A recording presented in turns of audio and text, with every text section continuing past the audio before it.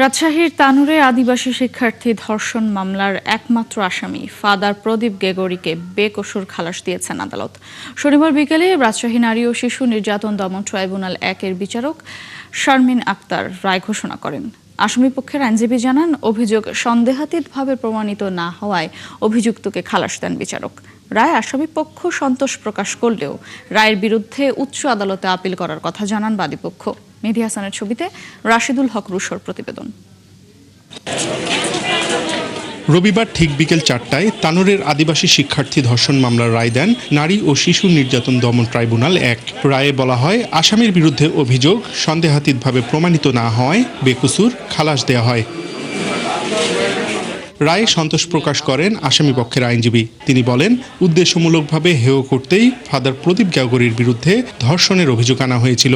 ট্রাইব্যুনালের সদ্বিবেচনায়, সাক্ষ্য বিশ্লেষণে এবং সমস্ত তথ্যপত্র এবং ডকুমেন্টারি এভিডেন্স সমস্ত কিছু বিশ্লেষণ করে এই মামলায় বিজ্ঞ আদালত সঠিক সিদ্ধান্ত উপনীত হয়েছেন এবং আমরা ন্যায় বিচার পেয়েছি। বিভিন্ন ডকুমেন্টারি এভিডেন্সগুলো যেগুলো মামলা প্রমাণের জন্য দাখিল করা দরকার তারা সাবমিট করতে পারে নাই, কাজেই আমরা ন্যায় বিচার পেয়েছি।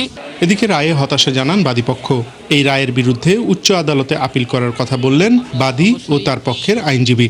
আশা করেছিলাম যে আমরা একটা সুষ্ঠু বিচার পাবো, আমার ছোট বোনের বিরুদ্ধে যে অন্যায় হয়েছে সেই অন্যায়ের বিচার পাবো, কিন্তু আজকে সেইটা আমরা পাইনি। আমরা খুব মর্মাহত হয়েছি, আমরা খুবই হতাশ হয়েছি এবং ক্ষুব্ধ হয়েছি।